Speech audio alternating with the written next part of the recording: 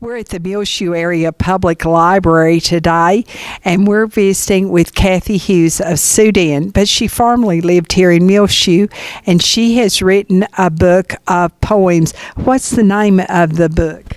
Emotions of the Heart. And this is what it looks like, or there's one here on the table, or several on the table. And Kathy, you did live in Muleshoe at one time. Actually, I was born and raised here. Were you? Yes. Did you graduate from high school here? I got sick when I was in high school. I had polio as a child, and I never could graduate because of it was kind of illegal to go to school if you were on medications at that time. They changed the law 2 years after I was supposed to graduate. But I was always a Mule fan, and I will always be a Muleshoe Mule fan, and this will always be hometown. Sure. So how long have you lived in Sudan? About 3 or 4 years. Uh-huh. Where did you move from to Sudan? Well, I moved from Muleshoe to Wichita Falls, went to college there. And then my dad was working for the school in Graham. He was a maintenance man and a bus driver. And Mama worked for the hospital, and we lived there for about 10 years. And then I transferred from the nursing home there to Oklahoma Union, where I worked in the nursing home in Electra. And then I transferred from there and went to work in Matador. They had a nursing home there. And then I lived in Warren Springs, and then I came home. Uh-huh. To Sudan. Well, to Muleshoe was home at first, and we started to move over here, but we couldn't find a lot, so we ended up in Sudan. I see. Uh-huh. And this is your mother, right? My mother. And what is your name? Thelma Hughes. Thelma Hughes. And what was your husband's name? Floyd Hughes. And so when you lived in Muleshoe, what did you do? I didn't work in Muleshoe at all. Uh-huh. I didn't work until we moved from Muleshoe. I had just about all I could do by raising my family. How many children did you have? I had 3. Uh-huh.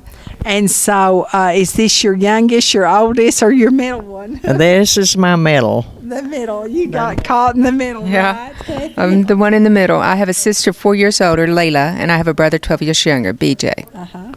And so now, your husband, Floyd Hughes, what did he do in Muleshoe? Well, he worked for Wilson Drilling and Missouri Beef Packers in Freona. Uh-huh. And then he worked for the city for a while. Uh-huh. And then we moved in 1978 to Graham, Texas. And he From worked Muleshoe. from Muleshoe. Uh-huh. And then he worked at the school there for 16 and a half years, and I worked at the Graham General Hospital for 10 years. But now you have relatives in Muleshoe who still live here, don't you? Yes, Dorothy Lee is my sister that lives here, and Linda Lee is my niece. Uh-huh. And Lyndon Albert is my niece and nephew that live here. Right. Well, now let's talk about the book. When did you actually write these poems? Did it for years or just recently? I've been writing for years. I wrote about in 1992. I started writing poetry, and I had a few published, but I didn't start these poems. I kind of recited them in my mind. You know how I was going to write them for years, and I finally sat down with a pen, paper, and last year I sat down and writing them, and in June of last year, I sent this off to publishers. Uh-huh. So it's been kind of going on in the mind for a little while. I just never got down with a pen and paper and wrote them down. Uh-huh. And do you have a favorite one among the poems? Not really. I have a couple here. They're kind of on definitions. Uh-huh. And you want me to read them? Oh, I would love for you to, please. Okay, this one is love. The longing to be together, the courage of being alone. Will it entwine ever, brings us all home. Your desire for unity makes your mind exhaust. You feel your lunacy as one leaves to pause. Your heart cries for a moment, he's gone and now you're alone. Just as it reminded in a sonnet and seen what's gone. Fears bellow in your heart. No one knows how you feel. Your heart stops and feels the dart as Cupid finds us apart. Yes, this is love, love's feeling lone. Together all the above is wanting a home. Oh, how pretty. A lot of sentiment in that. Now, that's entitled Love. Right? Love, yes. Now, when you were in college, at Midwestern? Yes. What years were those? 1982, and I graduated in 1988. And what did you major in? Elementary education and speech communication was my minor. And can you read another one of your poems? Okay, I have one called Peace. And it's life passes for a while, needs are all met. No meeting the extra mile one must get. Silence is abound, trains, cars, and trucks are still. Fighting is no more around, no yelling over the dollar bill. People are quiet, everything is quiet as a mouse. No threatening sights, no doors slamming at the house. Your stomachs are calm, hearts do not race. Silence is in your palm, smiles are on your face. Can this happen just once? Can life be met? Or do we have to be a dunce and live our life in a fret? Is there one that you just really don't like in the book? Well, I think there's one in here. Let's see. This is Towers Crashed. On September the 11th, 2000 year, our hearts were brought down to show all who care. On that day, we lost many a soul. For the towers crashed, our securities were shattered a whole. Many a tear was cried, our hearts were broken, like our securities, our pride. But we knew somebody wasn't a friend. We knew who it was. Our inner emotions needed to mend. We took revenge out of anger, our hearts at our sleeve, as to make waves, point a finger. On September the 11th, 2000 year, we knew we were human, as if anyone did care.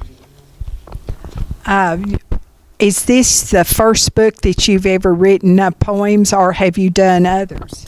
I've got another book out at the printers right now, and it's called Companions of the Soul. I see. And it's my second book out, and this is my first. This one is your first. So how long has it been out? Since last July. And so when was it first in your mind, I think that I will collect all of these into a book? I didn't really start. I knew I was going to do it years ago, but it's like procrastination when you put everything off. Yeah. But I finally just got together and did it. Do you have any of your poems that reflect, or probably all of them reflect, your years of having polio? Probably a lot. Yeah, they probably do. I worked in a nursing home, and I saw a lot of people and a lot of things I wanted to change. And when you work there, you have a lot of legalities. And I wanted to say times about things, but I didn't, and I let it harbor up in my emotion. And it becomes emotions of the heart. I mean, it's everything you see in there, and you want to say, because in your own heart you think, when you see these happening, you think, well, I wouldn't want you to do that to me. But, it's that way with life. Every time you see somebody, even in a wheelchair or something, and you just kind of emotions build up in your soul, and you say, if I hadn't have gone and worked a little bit harder, I would have been right there. So yes, a lot of them. I think it's just life issues, emotions of the heart. And then what about your second book of poems? What is it going to be entitled? Companions of the Soul. Oh, you said that a while ago. Yes, ma'am. Go ahead. It brings a lot of things we see.